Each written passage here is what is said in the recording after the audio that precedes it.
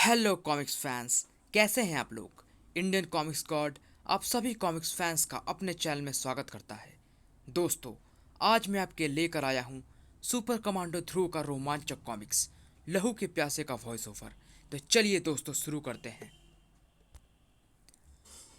भारत की विशाल पूर्वी सीमा पर फैले रेगिस्तान कक्ष से लगा हुआ है शहर जैसलमेर।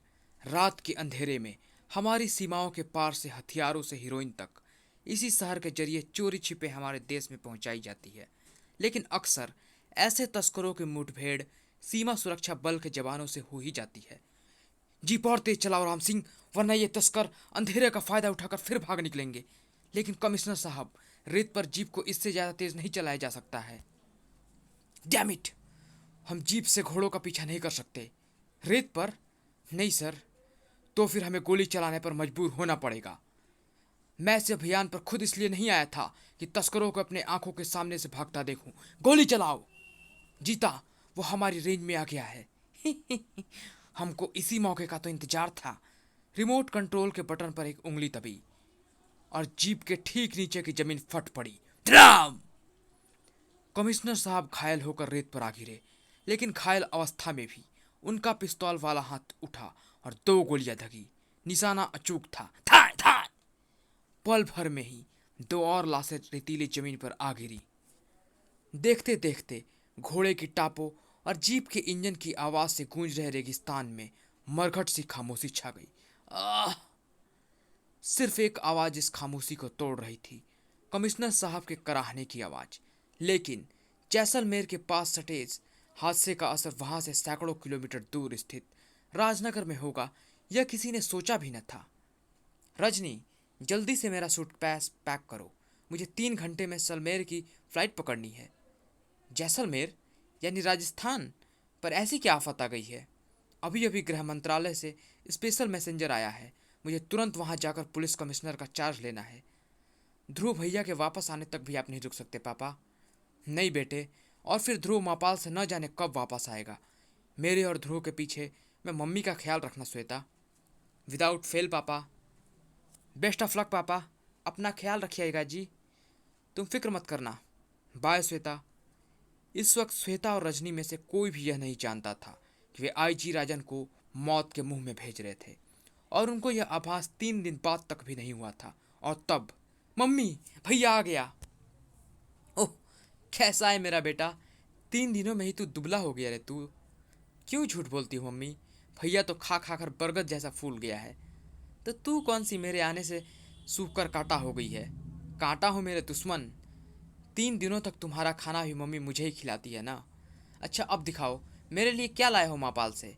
जल्दी दिखाओ जल्दी। अरे, उसको आराम तो कर लेने दे। तू तो भूत की तरह उसके पीछे पड़ गई। मैं 1 मिनट में आया मम्मी।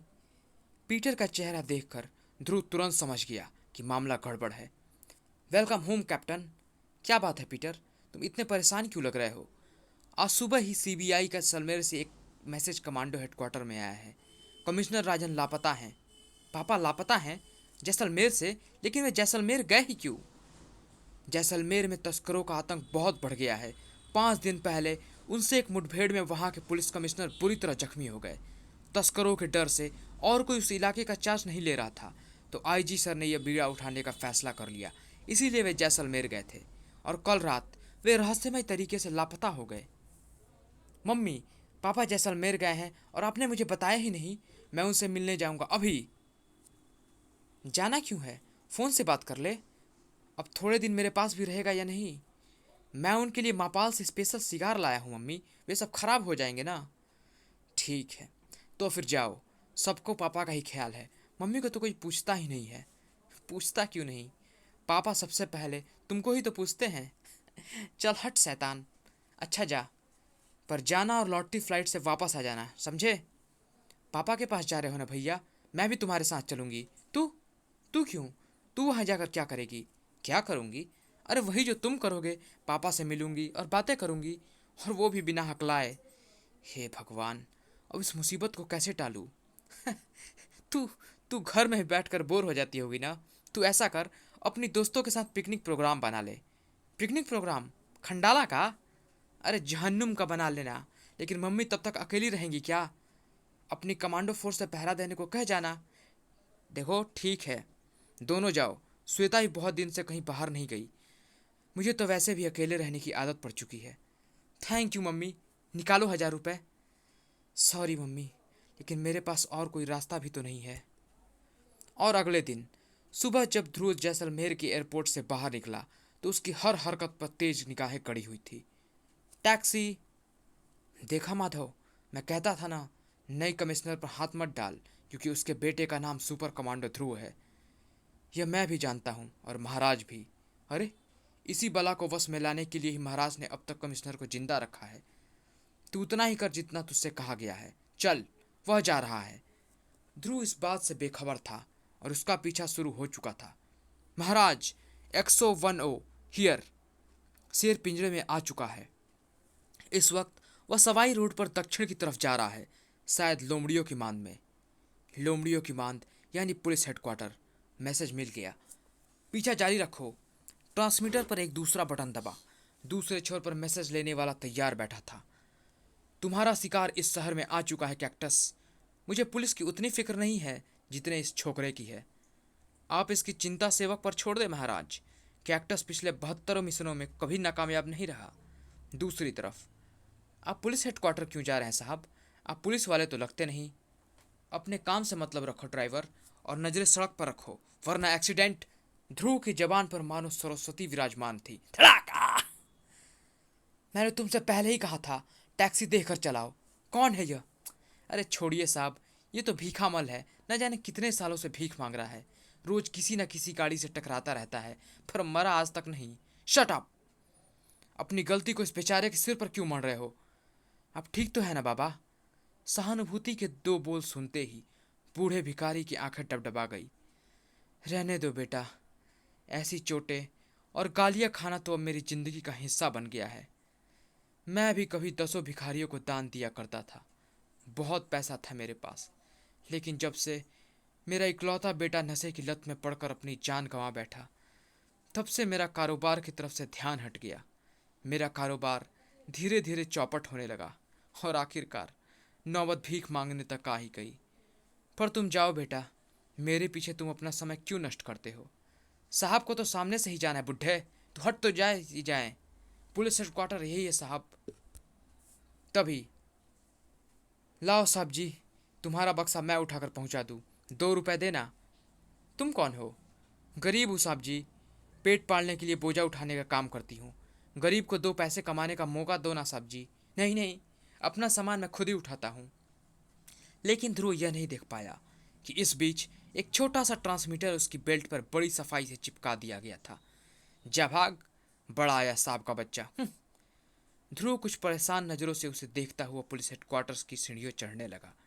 घूंघट होने के कारण वह श्वेता का मुस्कुराता हुआ चेहरा नहीं देख पाया था, और 10 मिनट बाद ध्रुव डिप्टी कमिश्नर पुलिस के सामने बैठा था। बड़े शर्म के साथ कहना पड़ता है कि अब तक हम राजन साहब का कोई पता नहीं लगा पाए। वे परसों अपनी ड्यूटी के पहले दिन ही कच्छ के रेगिस्तान में गए थे। कल सुबह तक जब वे वापस नहीं आए तो मैंने उनकी खोज शुरू करवाई। हमें उनके साथ गए 6 जवानों की लाशें और जीप के चिथड़े मिले। कमिश्नर साहब का कोई पता नहीं चला। मैंने तुरंत सारी सीमाएं सील कर दी हैं।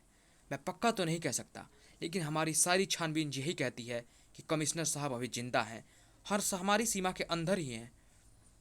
जीप के चिथड़े कैसे हुए? किसी विस्फोट से? हाँ, स्मगलरों ने पूरे रेगिस्तान में बारूदी सुरंगें बिछाई हुई हैं। वे हमारे जवानों को जानबूझकर पीछा कराते कराते उन स्थानों तक ले जाते हैं और फिर रिमोट कंट्रोल से उन सुरंगों को उड़ा देते हैं। आई सी। वैसे हम जैसलमेर की सीमा से लगे रेगिस्तान के चित्र समय समय पर हेलीकॉप्टर से खींचते रहते हैं, ताकि किसी भी अप्राकृतिक बदलाव का तुरंत पता लगाया जा सके। वाह सर, क्या मैं उन चित्रों को देख सकता हूँ? क्यों नहीं, देखो, ये चित्र हमने पिछले साल के दौरान अलग अलग समय पर खींचे हैं। ध्रुव एक एक चित्र देखता जा रहा था और उसकी आंखों की चमक बढ़ती जा रही थी। ये लड़का इन चित्रों में क्या देखकर इतना खुश हो रहा है? रेत? Thank you sir. अब अगर आप इजाज़त दें तो मैं अपनी छानबीन शुरू करना चाहता हूँ। इजाज़त कैसी?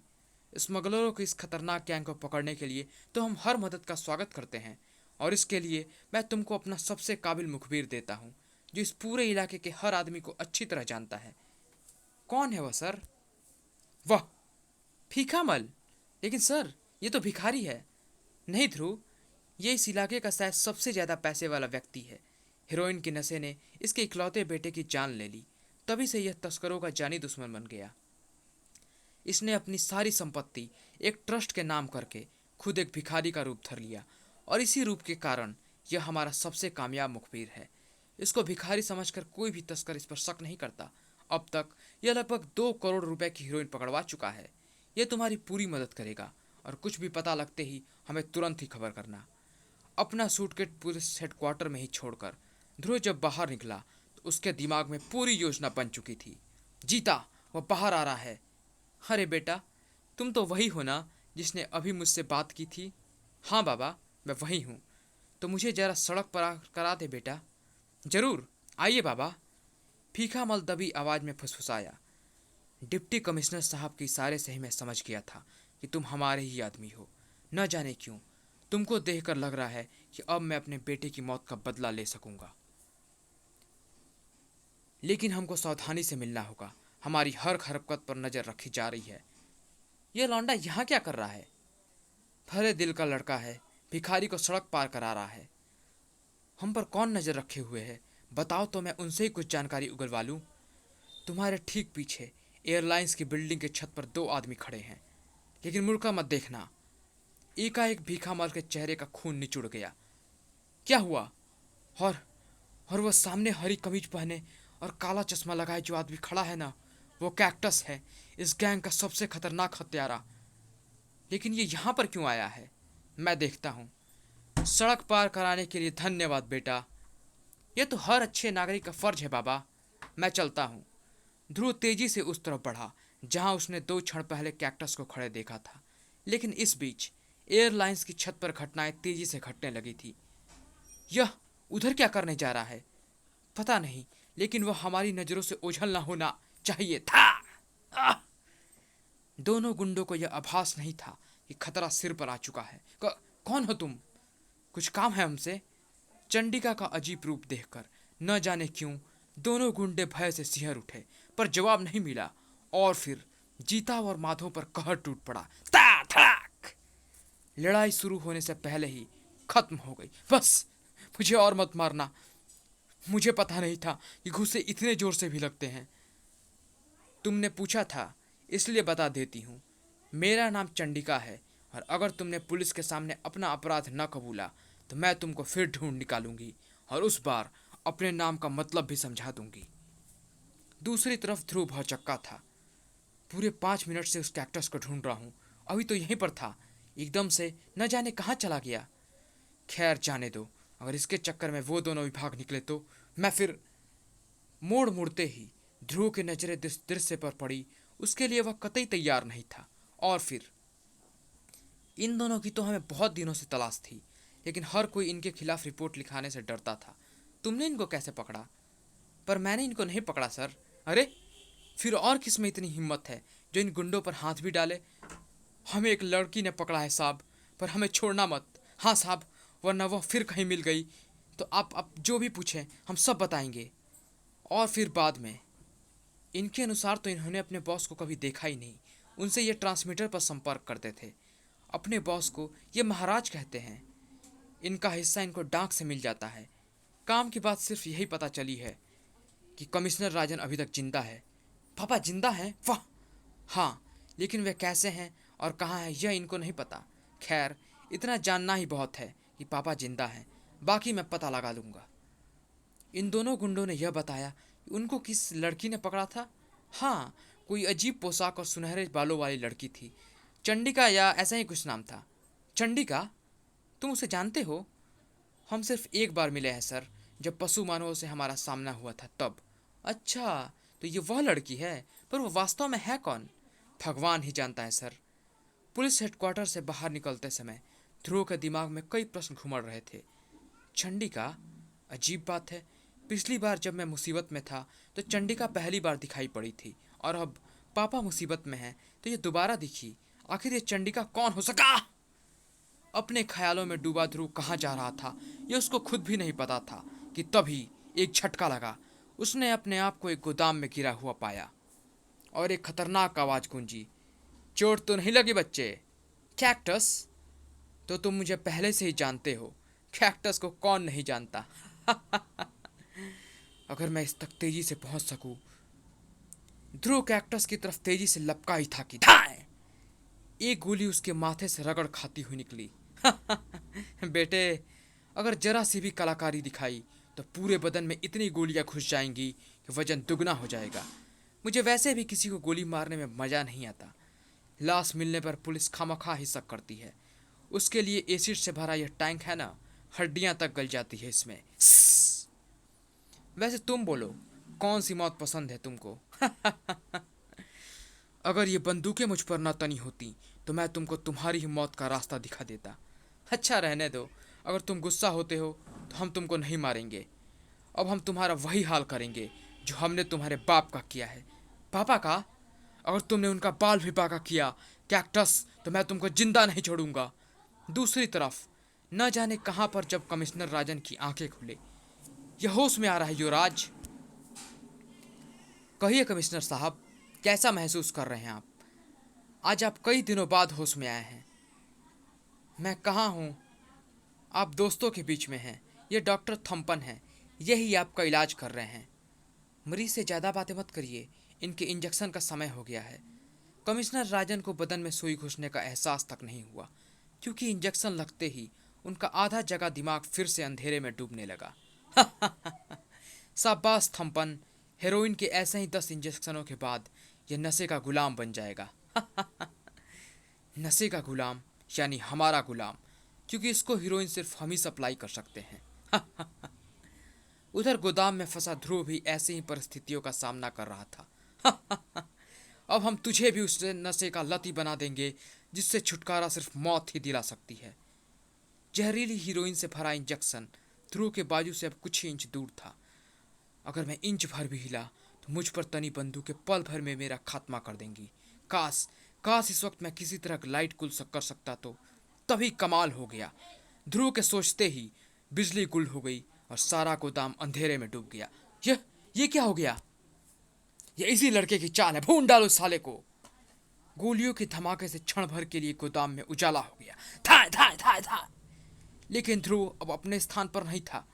कहाँ गया? जाएगा कहाँ? यहीं कहीं छिपा होगा। राका, बाहर जाकर देखो, शायद फ्यूज उड़ गया है। और तुम सब उसको ढूंढो। अगर ध्रुव यहाँ से जिंदा बचकर निकल गया तो मैं तुम सबकी खाल खिंचवा दूंगा। बाहर पहुंचकर राका आश्चर्यचकित रह गया। अरे, यहाँ तो मेन स्विच ऑफ है। किसने किया यह? मैंने।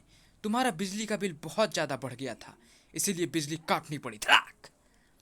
अंदर बाकी बदमाशों को भी ऐसी ही मुश्किलों का सामना करना पड़ रहा था। अब संभल कर आना सुका, वो यहाँ कहीं भी छुपा सकता है।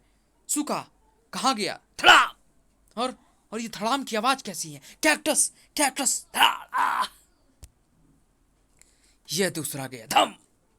मुझे कौन बुला रहा था? और ये राका अब तक फ्यूज ठीक करके लौटा क्यों नहीं?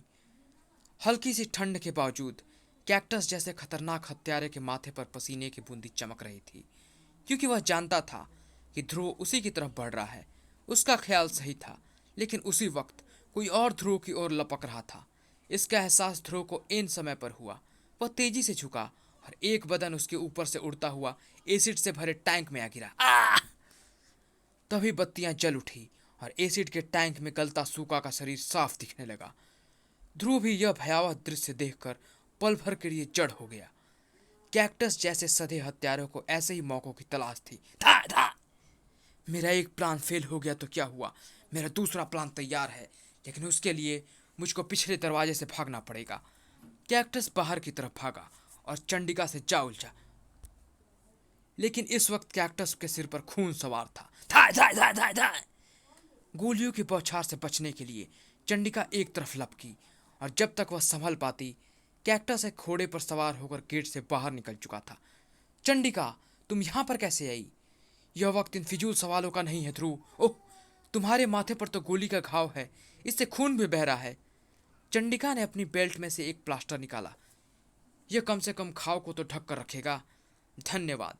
वैसे तुमने ठीक कहा चंडिका, अब ज़्यादा वक्त नहीं है। मैं कैक्टस के पीछे जाता हूँ, तब तक तुम पुलिस को इस गोदाम के बारे में इन्फॉर्म कर दो। लेकिन तुम कैक्टस को ढूंढोगे कहाँ? कक्ष के रेगिस्तान में, मुझे पता है कि वह कहाँ पर गया है। जब डिप्टी कमिश्नर साहब मुझको रेगिस्तान के सेक्टर M13 के फोटोग्राफ दिखा रहे थे तो उसमें रेत की एक पहाड़ी पिछले 1 साल से बिल्कुल एक जैसी थी। और यह असंभव है क्योंकि रेगिस्तानों में हवा के बहाव से रेत की पहाड़ियों के आकार बराबर बदलते रहते हैं। इसका सिर्फ एक ही अर्थ हो सकता है, वह रेत की पहाड़ी प्रकृति ने नहीं बल्कि आदमी ने बनाई है, और जाहिर है उसका इस्तेमाल गैर कानूनी कामों के लिए होता है। मुझे पूरा विश्वास है कि वह पहाड़ी किसी न किसी रूप में तस्करों का ही अड्डा है, और अगर मेरा ख्याल सही है तो कैक्टस निश्चित रूप से भागकर यहीं गया होगा। वह रही पहाड़ी, कैक्टस भी यहीं कहीं आसपास था। तभी खामोश रेगिस्तान एक गोली की आवाज से गूंज उठा। यह जरूर कैक्टस की होगा, लेकिन मुझ पर सीधा निशाना नहीं लगा रहा है, बल्कि मुझे इन रेगिस्तानी झाड़ुओं के झुंड की तरफ ढकेलना चाह रहा है। अब मुझको इसका खेल समझ में आ रहा है, और अगले ही पल हैं कहाँ चला गया? वो तो इन झाड़ियों की तरफ ही बढ़ रहा था। अगर वह यहाँ से भी बचकर निकल गया तो महाराज मेरी खाल खिंचवा देंगे। और अब तुम अपनी खाल खिंचवाने के लिए तैयार हो जाओ कैक्टस। था आ, ये ये मेरे पीछे कैसे आ गया? हाय! अब मैं तुमको उन रेगिस्तानी झाड़ियों की तरफ ले जाऊंगा कैक्टस, जहां पर तुम मुझे ले जाना चाहते थे। ये हम सही जगह पर आ गए। अब बोलो। बोलना क्या है, तुमने तो मेरा काम खुद ही कर दिया, एकदम ठीक वैसा जैसा मैं चाहता था। इस वक्त तुम्हारे पैरों के ठीक नीचे एक बारूदी सुरंग बिछी है, और मेरे उंगली के एक इशारे पर वह तुमको चीथड़े उड़ा देगी। कैक्टस की उंगली का दबाव घातक बटन पर बढ़ा और एक कर्णभेदी धमाका हुआ, बड़ाम, जो कई किलोमीटर दूर तक दिखाई दिया। ये धमाका कैसा है? और एक एक घोड़ा भी इधर दौड़ता हुआ आ रहा है, जिस पर ये तो वही घोड़ा है जिससे ध्रुव यहाँ पर आया था। चंडिका ने तुरंत घोड़े को वापस मोड़ा, और जब 5 मिनट बाद वह घटना स्थल पर पहुंची तो एक आकृति लड़खड़ाती हुई झाड़ियों से दूर जा रही थी। ये तो वही हत्यारा है, कैक्टस। तो क्या ध्रुव? चंडिका के दिल का डर बेबुनियाद नहीं था। पत्तों के बीच में पड़ी लाश का हर अंग जल जाने के बावजूद पोशाक और माथे पर लगा प्लास्टर इस बात की गवाही दे रहे थे कि यह लाश ध्रुव की ही थी। चंडिका की आंखों में अब खून के अलावा और कुछ नहीं था। कैक्टस! कैक्टस ने अपनी मौत का फरमान अपनी आंखों से लिख दिया था, लेकिन इससे ही पहले कि हत्यारा अगला कदम रख पाता। सुनो! आऊ! लेकिन तभी एक सजा हुआ निशाना घोड़े का माथा छेद गया था, और चंडिका का शरीर अपना संतुलन खोकर घोड़े से नीचे आ गिरा, और उसका दिमाग धीरे धीरे अंधेरे में डूबता चला गया। तभी रेत की पहाड़ी में एक दरवाजा खुला। कैक्टस, जल्दी अंदर आओ! एक हाथ में ध्रुव की बेल्ट लिए कैक्टस तेजी से गुफा की तरफ भागा। शाबाश कैक्टस, तूने आज वह काम कर दिखाया जो दुनिया भर के अपराधी मिलकर नहीं कर पाए। धड़! महाराज तुझे इनामों से लाद। आओ! संभल कर जग्गा। याद रखना, यह वह प्राचीन सुरंग है जिससे अकबर के हमले के समय राजा जयमल बचकर भागे थे। यहाँ पर सांप बिच्छू भी उसी समय से रहते होंगे। यह किस्सा मैं तेरे मुंह से 1000वीं बार सुन रहा हूँ, लेकिन तुम इतने खामोश क्यों हो कैक्टस? अबे अंधे, दिखता नहीं क्या? विस्फोट की लपेट में आकर इसका मुंह भी जल गया है, फिर बेचारा बोलेगा कैसे? ले, बातों ही बातों में हम किले तक आ पहुंचे, और वह रहा रंजीत। रंजीत, युवराज कहाँ है? लेबोरेटरी में तुम्हारा इंतजार कर रहे हैं। और दूसरी तरफ जब चंडिका को होश आया, तुम चंडिका हो ना? ध्रुव ने मुझे तुम्हारे बारे में बताया था, लेकिन तुम यहाँ तक कैसे पहुंची? मैंने ध्रुव के बेल्ट में एक माइक्रो ट्रांसमीटर फिट कर दिया था। मैं उसी के सिग्नलों का पीछा करते करते यहाँ तक आ गई। लेकिन लेकिन लेकिन क्या? बेल्ट! ध्रुव की लाश पर से बेल्ट गायब है। देखिए। ओह! कैक्टस जरूर उस बेल्ट को सबूत के तौर पर ले गया होगा कि उसने ध्रुव को मार डाला। अगर ऐसा है तो हम सिग्नलों का पीछा करके ध्रुव के हत्यारों तक पहुंच सकते हैं। यू आर राइट, जल्दी आओ। और किले में युवराज की जय हो। क्या खबर लाए हो कैक्टस? समाचार बहुत सी शुभ है युवराज। दुश्मन कुत्ते की मौत मारा गया। इस वक्त तो उसकी माँ भी शायद उसकी लाश को न पहचान पाए। सच? ध्रुव सच में मर गया? शाबाश कैक्टस, शाबाश। हम पूरी घटना तुम्हारे मुंह से सुनना चाहते हैं। बीच में बोलने के लिए माफी चाहता हूँ युवराज। दरअसल जिस विस्फोट में ध्रुव मारा गया, कैक्टस भी उसी विस्फोट की चपेट में आ गया था। विस्फोट से इसका सारा मुंह जल गया है, इसीलिए यह बोलने में असमर्थ है। हम तुम्हारे ठीक होने की प्रतीक्षा करेंगे कैक्टस। जग्गा, अब हमारी लैब से काफ़ी हीरोइन तैयार हो गई है। तुम आज फिर किले से माल लेकर सुरंग के रास्ते से रेगिस्तान जाओगे और फिर रेगिस्तान से जैसलमेर की तरफ आने की कोशिश करोगे, ताकि पुलिस को यह शक बना रहे ये सारी तस्करी सीमा पार से होती है और हम जैसलमेर में बैठे बैठे हीरोइन को भारत के कोने कोने में पहुंचाते रहे। जो आ गया युवराज। आओ कैक्टस, आज हम तुमसे बहुत खुश हैं। तुमने आज हमारे रास्ते का सबसे बड़ा कांटा दूर कर दिया, इसीलिए हम एक दूसरे कांटे को निकालने का श्रेय भी तुम्ही को देंगे। आओ हमारे साथ शीघ्र ही। देखो, वह रहा कांटा और यह है कांटा निकालने का औजार, पोटेशियम साइनाइड से भरा इंजेक्शन। दूसरी तरफ ये सिग्नल उस पुराने किले से आ रहे हैं सर। असंभव, वहां पर तो कोई भी नहीं रहता या रहता है। नाथन, जीप और तेज चलाओ। उधर कमिश्नर राजन की तरफ मौत बढ़ रही थी और उनको इसका एहसास तक नहीं था। इंजेक्शन के सुई बदन में घुसने ही वाली थी कि तभी युवराज, युवराज, बाहर पुलिस आ गई है। क्या? पुलिस यहाँ तक कैसे आ गई? जाओ उन्हें रोको, तब तक जब तक हम यहाँ के सारे सबूत नष्ट न कर दें। लेकिन पुलिस फोर्स का अचानक हमला जबरदस्त और तेज था। चंद मिनटों में ही पुलिस ने पूरे किले को अपने कब्जे में ले लिया। प्रयोगशाला, जहाँ से जहरीली हीरोइन बनकर पूरे देश में पहुंचती थी, पुरानी सुरंग, नशीले पदार्थों का गोदाम और युवराज। कमिश्नर साहब और कैक्टस, खबरदार, हिलने की कोशिश कोई न करे। तुम भी नहीं डिप्टी कमिश्नर। इस सीरीज में पोटेशियम साइनाइड भरा है। अगर तुमने कोई हरकत की तो कमिश्नर राजन को जिंदा नहीं पाओगे। और अब मेरी बातें बड़ी ध्यान से सुनो। मैं यहाँ से जा रहा हूँ। मेरा वफादार सेवक कैक्टस अगले आधे घंटे तक सीरीज लिए यहीं तैनात रहेगा। इसी बीच अगर किसी ने मुझे रोकने की कोशिश की तो मैं इस ट्रांसमीटर पर सिग्नल भेज दूंगा और फिर कमिश्नर के बदन में सुई घुस जाएगी। वाह, यानी तुम बचकर निकल जाओगे और बेचारा कैक्टस पकड़ा जाएगा। कैक्टस, ये तुम्हारे साथ धोखा है। स्वामी भक्त कैक्टस पर तुम्हारी बातों का कोई असर नहीं। लेकिन कैक्टस अब सारी बातें समझ गया था। कैक्टस, पागल हो गए हो क्या? बचाओ, बचाओ, बचाओ, मुझे मुझे इससे बचाओ। अगर ये इंजेक्शन गलती से भी मुझे लग गया तो। युवराज की गिरफ्तारी होने के साथ ही गैंग का हर सदस्य पुलिस की गिरफ्त में था। हमें एहसास है कैक्टस कि ध्रुव की हत्या तुमने अपने मालिकों के इशारे पर की है। अगर तुम सरकारी गवाह बन जाओ तो मैं कोशिश करूंगा कि तुमको कम से कम सजा मिले। लेकिन ध्रुव की हत्या हुई ही कब? ध्रुव, तुम जिंदा हो? तो वो लाश किसकी थी? वह लाश कैक्टस की है। दरअसल जैसे उसने रिमोट कंट्रोल का बटन दबाया, मैं अपनी जगह से उछला और मेरा वार कैक्टस की पीठ पर पड़ा। कैक्टस बम के ठीक ऊपर जा गिरा और ठीक उसी वक्त बम फट गया। धमाके का असर मुझ पर ज़्यादा नहीं हुआ क्योंकि बम कैक्टस के शरीर से पूरा ढका हुआ था। तभी मुझको अपना रूप बदलने का आइडिया आया। मेरी और कैक्टस की कद काठी लगभग एक सी है, इसीलिए मैंने उसको अपने कपड़े पहनाकर उसके कपड़े खुद पहन लिए। चेहरा बुरी तरह से जल जाने के कारण कोई लाश को पहचान नहीं सकता था। हल्के मेकअप का सामान मैं हमेशा अपने बूट और बेल्ट में रखता हूँ। उसी की मदद से मैंने अपना चेहरा कैक्टस जैसा बना लिया। बाकी कसर कालिक और धूल ने पूरी कर दी। अब चलूँ उस पहाड़ी की तरफ। चलते चलते मैंने अपने माथे का प्लास्टर उतारकर कैक्टस के माथे पर चिपका दिया। ओह, तुम्हारे इस काम ने तो मुझे भी बेवकूफ़ बना दिया। लेकिन मेरी बेल्ट पर बिना बताए एक ट्रांसमीटर लगाकर तुमने भी तो मुझे मूर्ख बनाया था। यह मैंने तब देखा जब मैं अपनी बेल्ट कैक्टस की लाश को पहना रहा था। तब मैं जानबूझकर बेल्ट को अपने साथ लेता आया ताकि इसकी मदद से पुलिस इन लहू की प्यासों के अड्डे तक पहुंच सके। और मैं अब तक ये समझ रहा था ये सारी तस्करी सीमा पार से होती है। वह सब इनकी चाल थी सर, ताकि पुलिस और सुरक्षा बलों का सारा ध्यान सीमा पर ही लगा रहे और ये इस किले से बेरोक टोक तस्करी कर सके। इसके लिए ये बीच बीच में ऐसा नाटक भी करते थे मानो ये हेरोइन वाकई सीमा पार से आ रही है। और फिर पुलिस को चकमा देकर ये उसी सुरंग के रास्ते से किले तक आ जाते थे जिससे मुझे ही लाया गया। अरे, ये चंडिका कहाँ चली गई? पता नहीं, अभी तो यहीं थी। पर एक बात है ध्रुव, हमें यह कामयाबी सिर्फ तुम्हारी वजह से मिली है, लेकिन अधूरी। गिरोह का सरदार महाराज अभी भी पुलिस की चंगुल से बाहर है। उसकी चिंता मत करो, वह हम उगलवा लेंगे।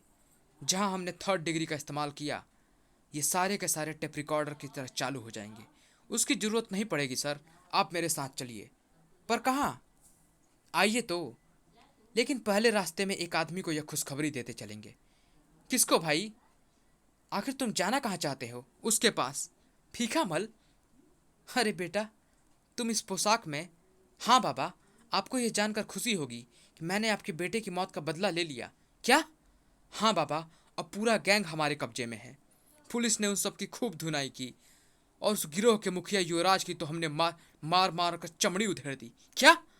हाँ, हमने उसकी उंगलियों के नाखून उखाड़ लिए, चाकू से उसकी खाल भरकर उसमें नमक भर दिया, तब कहीं जाकर हाँ, ये तो बेहोश हो गया। हाँ सर, बेचारा अपने बेटे पर काल्पनिक अत्याचारों का वर्णन सुन नहीं पाया। अपने बेटे पर? यानी यानी ये? हाँ सर, यह भीखामल ही महाराज है, युवराज का पिता और इस गैंग का बॉस। और फिर बाद में भीखामल ने कबूल कर लिया है कि वही इस गिरोह का सरगना है। लेकिन तुमने समझा कैसे कि भीखामल ही महाराज है? युवराज और भीखामल के शक्लों की समानता ही यह बताने के लिए काफ़ी थी कि दोनों पिता पुत्र हैं और युवराज का पिता ही महाराज हो सकता था, यानी गैंग का बॉस। अपनी इसी थ्योरी को परखने के लिए मैं भीखामल के पास गया था और मुझे खुशी है कि मेरा ख्याल सही निकला। अपने बेटे के मरने की झूठी कहानी और अपनी संपत्ति ट्रस्ट को दान करने का नाटक भीखामल ने पुलिस का मुखबिर करने के लिए रचा था। वक्त वक्त पर अपना ही माल पकड़वा कर यह अपने अच्छे मुखबिर होने का प्रमाण भी देता रहता था। इस तरह से इसको पुलिस कार्रवाई की पूरी सूचना भी पहले ही मिल जाया करती थी। तुमने वास्तव में कमाल कर दिया ध्रुव। चलो, अब चूंकि इस क्षेत्र से तस्करों का आतंक समाप्त हो गया है, इसीलिए अब मैं भी वापस राजनगर जा सकता हूँ। नए कमिश्नर इस एरिया का चार्ज लेने आज शाम को ही आ रहे हैं। और फिर राजनगर में, अरे, आपके सिर पर यह पट्टी क्यों बंधी है? कुछ नहीं, एक मामूली सा एक्सीडेंट हो गया था, पर अब तो घाव भी भर गया है। ओह, शुक्र है भगवान का। और तुम्हारे सिर का घाव कैसा है भैया? क्या पूछा? अरे, यह मैं क्या कह गई? मेरे सिर का घाव तो बालों से ढका हुआ है और अभी तक मैंने यहाँ पर किसी को इस घाव के बारे में बताया भी नहीं है। फिर उसको कैसे पता चला? कहीं यही तो चंडिका नहीं? मम्मी बचाओ, चूहा! अरे, इसमें हंसने की क्या बात है? चूहा बहुत खतरनाक जानवर होता है। अरे, मैं तुझ पर नहीं, अपनी सोच पर हंस रहा हूँ। मैं भी कितना गधा हूँ ना। यह डरपोक किसी जन्म में बहादुर चंडिका हो ही नहीं सकती। समाप्त।